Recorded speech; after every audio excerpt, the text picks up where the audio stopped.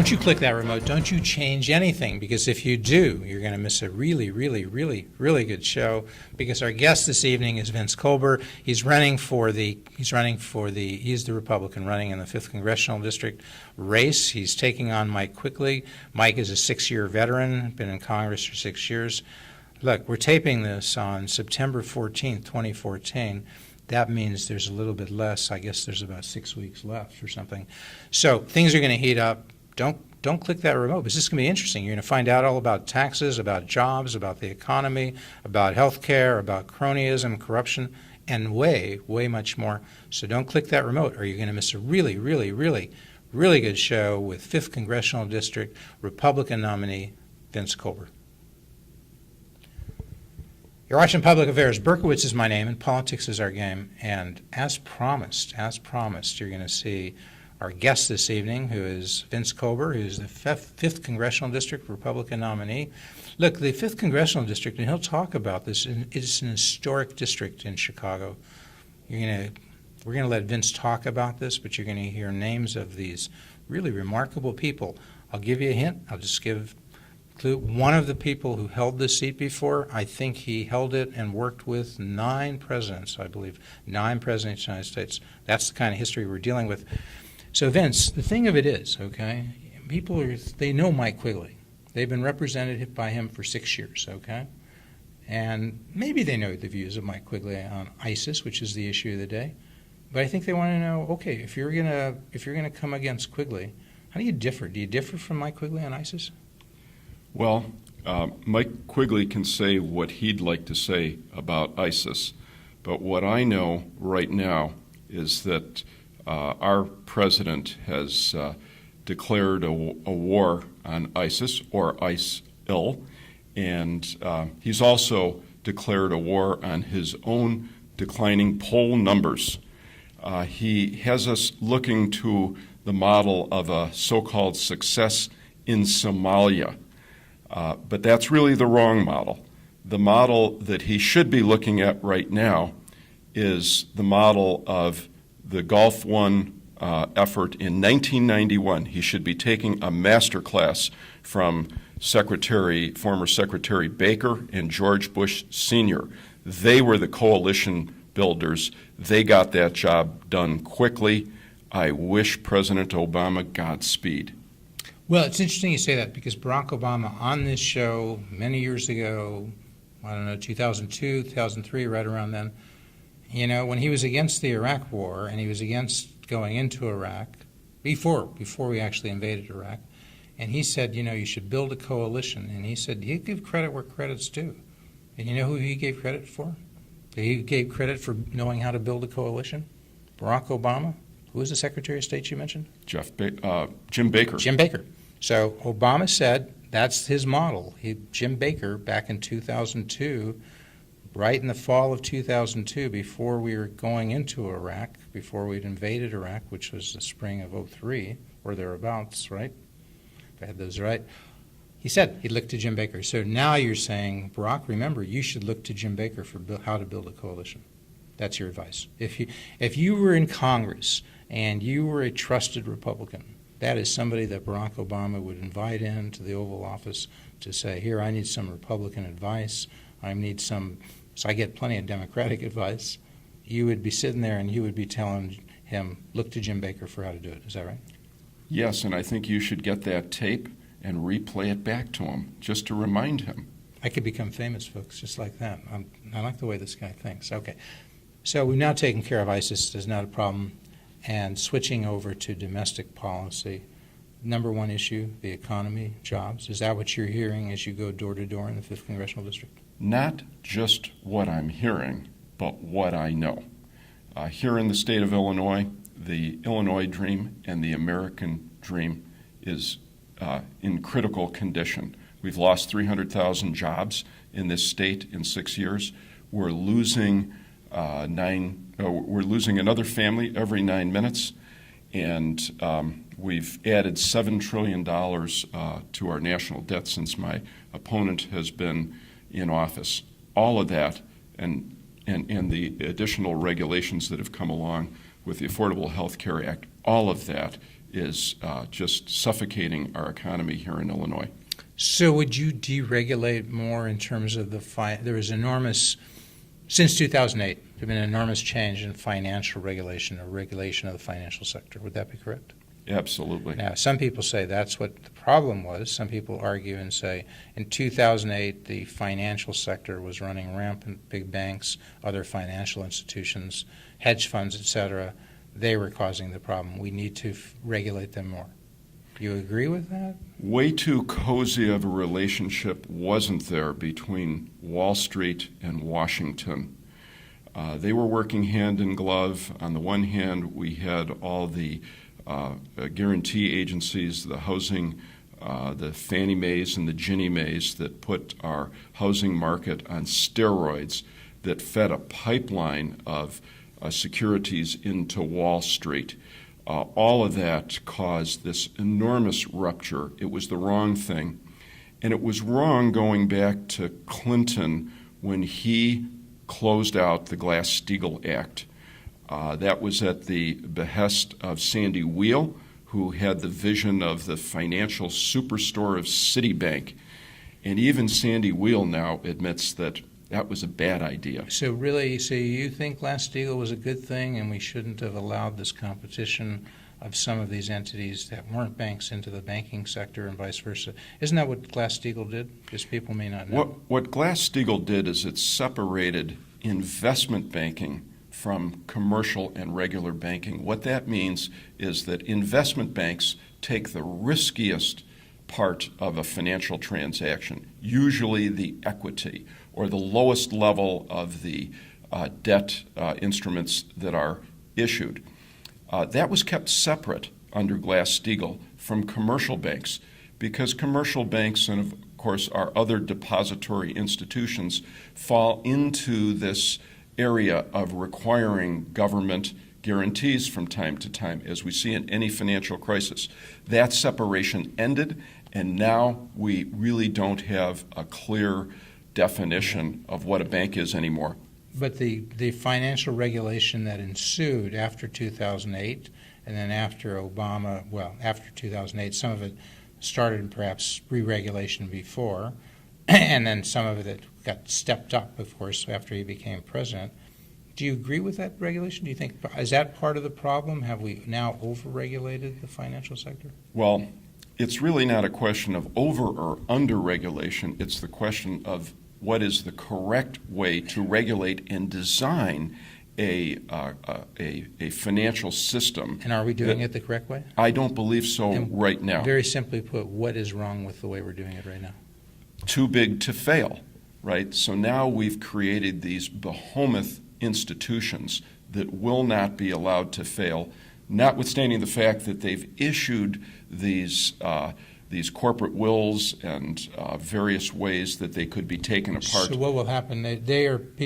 People have decided if these entities fail, there's too much systemic risk as a result of that. So you're saying the government will not let them fail. Is that what you're saying? That's correct. And is that wrong? Should we allow them to fail? Well, to the extent that we really want to have competition and a free market, then failure has to be a possibility. So we do want to have competition, and we do. Absolutely. So you would say, let them fail. That'll prevent them from taking too many risks. If they know you're not going to let them fail, that's what they call moral hazard. They will take more risks than they should, right? Is that what you're talking about? All we've done is put the moral hazard at a much higher and larger level in what we have in Dodd-Frank. Will that help if you regulate, the right way, if you don't have too big to fail, et cetera? Will that filter down so that people who are watching this show, living in the 5th Congressional District, middle-income people, will they find it easier to get jobs as a result of that, do you think? Yes, and here's why. When I came to Illinois 40 years ago, we had unit banking state. Everyone said that was inefficient. But let me tell you something. As an entrepreneur, I really liked the fact that there were many banks that I could call on for loans. With fewer institutions, it's fewer doors to knock on. And if you get turned down, there's no place else to go. But isn't that the free market, that if a bank wants to have multiple branches, we should allow it? Some would say these the federal government and the state government, by preventing branch banking in Illinois, the state government, in other states, perhaps the federal government is an overlayer, in preventing branch banking, preventing a bank from having like 200 branch offices as opposed to 5, we're preventing competition. You know this guy. You know something about this guy. Sure. Hold that up and see if we can get that in the shot. Free to Choose by Milton and Rose Friedman. You know, you read this book, right? No, I didn't read that one, but I did read Capitalism and Freedom. Okay, well, hold So that you can one up. hold that one up. So Capitalism I and think Freedom. Milton. So you read yeah. this, Milton Friedman, and Yeah. this, because you went to the University of Chicago and you got your I MBA did. there. Is that where you I read did. this? No, I read that at At Wharton. Wharton? Yes, Okay. at the University of Pennsylvania. Give them credit. They were, Even then, they recognized that he had something to say. but everybody, free to choose, what it basically means, Milton and Rose Friedman, Milton Friedman, they favored capitalism. They favored free markets. They favored having private business decide, you know, how many branches they should have. Sure. Right. Yeah. But you're saying no. You want to have unit banking, which means you're preventing the free market. So, are you really? I mean, No. got to ask this. No. We got to be tough on you. No, Like no. we're tough on everybody. No. Are you a true capitalist, free market guy? Let me explain. Okay. So what I'm not saying that unit banking is the model. I'm just observing that particular model at that point in time, for being on the entrepreneur side of the equation, it was a good thing. In fact, what Milton, Because you had more banks to choose from yes, as a right, consumer. Exactly. You had That more was free competition. to That was choose. your point. That Okay. was free to choose. Okay. Milton Friedman would agree with me, because I would say, you want to have a unit bank, a bank that is just in one location. You want to have 5 branches, 10 branches. All scales of models should be possible. Okay. So people thinking there, they often talk about education. They would say maybe that's not a federal area, that's more of a state and local. But since we've been talking about competition, since we've been talking about choice, it's inevitable that we would ask you, and if we had Mike Quigley, and we'd like to have Mike on, we've had Mike on our show before when he was a Cook County board member, but not, I don't think, as a congressman. So we'll have Mike. So whether we have Mike, your opponent, the incumbent, Mike Quigley on, we have you, what's the key to improving the quality of education? Does the federal government, does the congressman have something to say about that? Well, as someone who's seeking public office, I'd say yes. And as someone who has been committed to particularly keeping and improving the K through 8 educational model in the inner cities of Chicago, I'd say yes. I've been involved in the Big Shoulders Fund, which is working to, with multi-faith support, keep the parochial system available in our inner city. I've patroned a school. School choice is very important. Just to stop there, Yeah. what do you mean by school choice? Okay. By school choice, what I'm talking about is where the dollars follow the student and the parent, not coming through the bureaucracy. So I would be in favor of plans that distribute the dollars to the parents so they could pick the school that they would like to send their child to. And then sometimes people call those school vouchers. Milton Friedman wrote about that 50 years ago or so. Absolutely. That's one of the terms. Charter schools would be another choice. They could take their kid out of a traditional neighborhood school. Charter schools now are public schools, not private schools, but they could take their kid out of a traditional neighborhood school and go to the charter school of their choice. You would favor allowing people to do that? Absolutely. Okay. More than they can now. Now, charter schools are inhibited from starting up, so there's a big waiting list. Some would say in Chicago, 20,000 kids are on waiting lists for charter schools because an entrepreneur can't just open up a charter school. Even if he or she, whoever the owner is, gets accredited, they still have to go through a lengthy approval process. Would you be in favor of shortening that? Still perhaps having an accreditation standard, but let's get more charter schools coming on so people have more choices, along with let's get more private schools that are accredited. So would you say they have to meet basic standards, but the people who, what would you say if they all met, charter schools, private schools all met basic standards, and then some people say, well, there's no accountability. What is the ultimate accountability in your mind if you have a school choice system? So the whole idea is to have more choice. By Right? whom? Choice by the parent. Parents. Right. Absolutely. So the parents basically are holding schools accountable. If the schools do and perform, the parents take their kid out of school A and go to school B. That's what they do. People with resources do that, right? So we should have a system where children of low-income families have the same access to quality education as everyone else. So now, if somebody's high income and they don't like their school and their neighborhood doesn't have a good school, they just move to a neighborhood that may be affluent and have better schools. They have choice that They way by either moving. move, yes, they either move, or they get in a car and they drive their child to a school that they feel Private is school that appropriate may for their cost school. more, and they pay money in taxes, as people do in the 5th Congressional District, but they also pay a tuition separately because they can afford it. Yeah. So they can afford choice. Absolutely. So Barack and Michelle Obama, when they lived here in Chicago, you know, realize this, they didn't send their kids to the Chicago public schools. No. They lived in Hyde Park, but they didn't go to Ray Street School, which is a public school.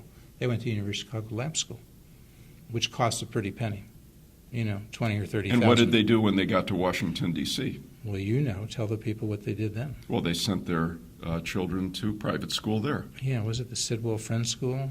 Sounds there? good to like me. $30,000 a student. So they could afford to opt out of the Washington, D.C. schools, but many people can't. And worse, did you know they shut down a opportunity scholarship program that benefiting low-income minority students in Washington, D.C., that were able to take $7,500, half the cost of their education, and go to the school of their choice.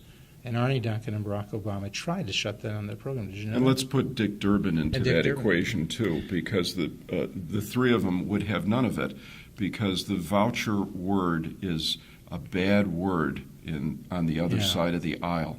So Dick Durbin, come on the show and defend yourself. Barack Obama, we haven't seen you in a while, since 2004, so you come back. Michelle, you can come. He hasn't been on the show. So, but very seriously, we're about having all people of all viewpoints on the show, right? I mean, that's competition in the marketplace. Milton Friedman would like that. Competition in the economics. Okay, so minimum wage is coming up a lot. So just tell me, you've got this background. We alluded to it, you know. Just tell people a little bit more, give people a sense. You grew up in your childhood, boyhood days were in West Seneca, New York, right? Yes, right outside of Buffalo. But your adult life has been spent entirely in the 5th Congressional That's District? correct. Okay. Your background is Polish. Your parents were Polish immigrants? No, my grandparents were Polish Grandparents immigrants. were Polish immigrants. You get pretty good undergraduate training at the University of Pennsylvania at Wharton, Yep. Wharton Business School. Yes, sir. MBA at University of Chicago. While you were working, so you went to University of Chicago night program, That's correct. got your MBA, your Yes. Master's in Business Administration, but you were doing practical business at the time during the day. Is that right? That's right. I was a banker at that time. You're a banker. Yeah, And so eventually you started your own firm. I did. What's the name of that firm? Can you say? That is Residco. And what do you do? So we lease freight cars, locomotives, aircraft, and aircraft engines. And if I could just tell a bit of detail here, I started it in 1982, and that was at the height of a then financial crisis. And you remember Right. Paul Volcker. Right. He raised interest rates to 18%. They were skyrocketing. That's when I started. Yeah. And I like the parallel between now starting a political career when the high percentages are against me, because certainly the interest rates were against me big time you at that overcame it. point in time. You Yes. sort of rode the crest because Ronald Reagan at that time came in, cut taxes. Yes. There was an initial recession, I guess 81, 82, and then it was turned around by, would you say, the tax cuts? Absolutely. And that was a coalition. That was a coalition. That was a cooperation on both sides of the aisle to get that tax cut. It's interesting, who was Ronald Reagan cooperating with in the Congress? Oddly enough, Tip O'Neill and Dan Rostenkowski. 5th Congressional District, Fifth long-term Congressional- congressman, I think came in, I believe, in the late 60s, there until he ran into some problems in 1994. So it can, folks, it all ties together. It does. It's not planned. We've come full completely- circle. Completely unscripted. Tell them that. And I am coming in Okay. with a plan to reduce our corporate tax rate and our tax rate on small business, including the pass-throughs, to 20%. This is really important. This is the most critical and vital thing that I plan to advance. Will Mike going Quigley, into would he support Congress. you? Would Mike Quigley support that, do you think? Well, if he wants to create jobs and go on a path other than the one that he's on right now, which is to reduce opportunity, he likes people staying home, being unemployed and underemployed. If that's his idea of a great 5th congressional district, then no, he won't like this plan, because this plan that I will trumpet in Congress will turn our national economy around. It will make not only Illinois, but it will make the United States of America competitive with our global trading partners. We have the highest corporate tax rate in the world. Now, would Mike say that this is going to be a tax cut for the rich that you have in mind? Because wouldn't wealthy people benefit from this as well as middle-income people?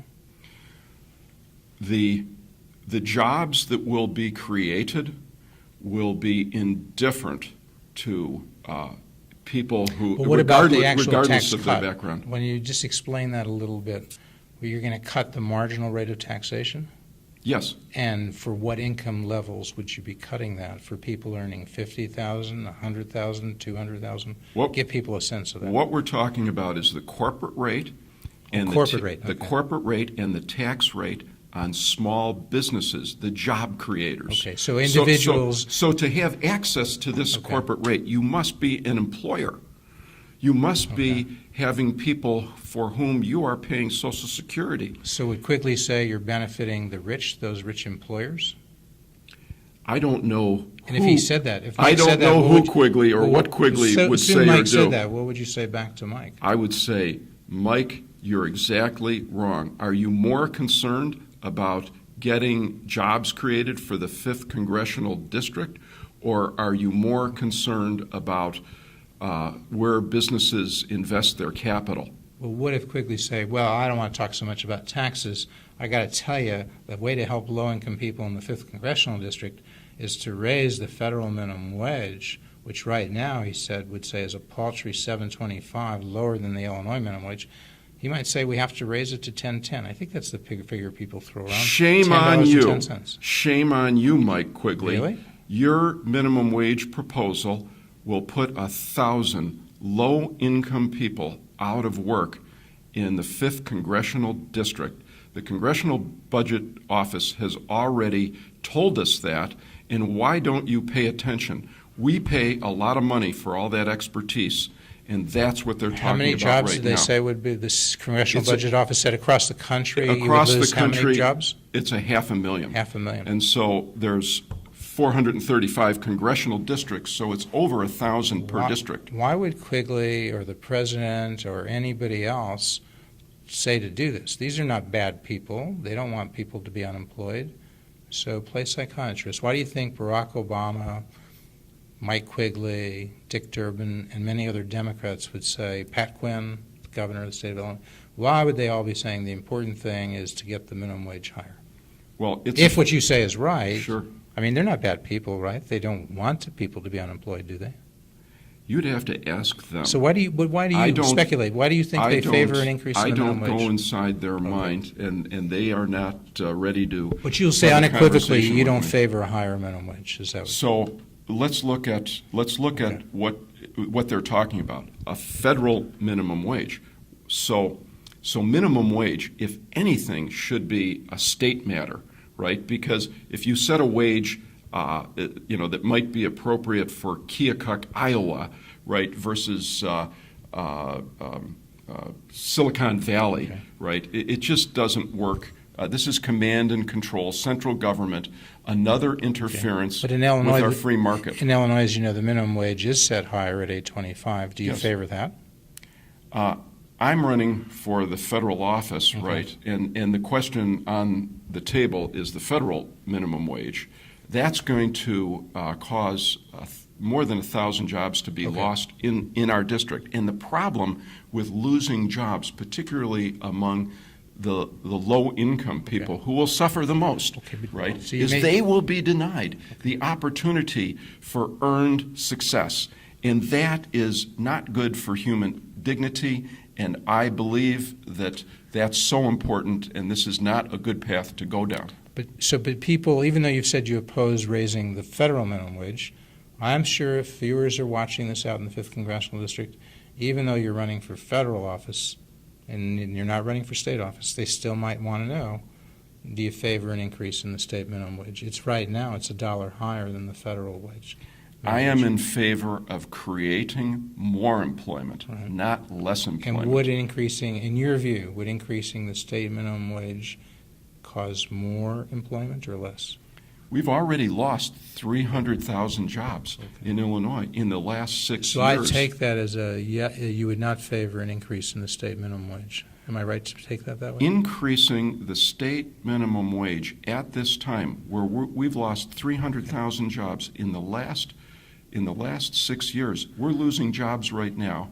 We are surrounded by states that are growing jobs, and this minimum wage economy, part-time economy approach is a failed policy. Okay. We only have a few minutes. We're going to continue to speak as the credits roll, but I very much want to thank our guest, Vince Kolber. He's running for Congress. He's running in the 5th Congressional District. He is the Republican nominee. He's running against Mike Quigley. Mike, we'd like to see you here, too, because we're fair and balanced. I'm sure the voters, in fact, if Mike came on and were willing to do it, would you appear jointly with Mike? I'd be happy to. Okay, there you go, Mike. We've been on before. People know you as a Cook County board member. You're on numerous times. We're old pals. Skip that. Just come on and face your opponent. Right here is the challenge, okay? Vince Kolber, Mike Quigley, fair and square, throughout the issues, let you two guys go at it and talk. Sound good? I'd be there. Okay, so in the little time we have left, I know it's just a little time, but Obamacare has come up. It's an important thing. Tell the people straight. You don't like Obamacare? Why? You want to fix Obamacare? Let's get right to the rub. Yeah. What would you change in Obamacare? You don't want to repeal it. You want to fix it, I think. Yes. I think that's what you said. Yeah. So this is another over-regulation situation. We've gone from 3,000 pages of legislation not read by Mike Quigley but voted on, and then now add another 12,000 pages to it. Lots of fixing to do. Fix but it here's quick. a couple. You only got a minute. Here's a couple that we're going to do. First of all, we're going to get rid of any of these artificial barriers to growth in jobs, such as the fact that if you have a company and you go over 50 employees, you must provide insurance. If you go over 30 hours per week, those are two job stoppers. Those have been bad for our economy. And eliminate we can't those provisions. Eliminate those provisions. And the other thing I would do is eliminate the mandate on employers. Because if you know the bill, it has an individual mandate and an employer mandate. Well, which is it? We only really need one. You mean have one, either have an employer mandate to provide it or have an individual? That's the deal. All right. Thank you so much, Vince Kolber, Thanks, Jeff. 5th Congressional District Republican nominee. Folks, Appreciate pay attention to this. Pay attention to what Vince has to say. Pay attention to Mike Quigley. Look for them both to appear on Public Affairs. Thank you so much for watching.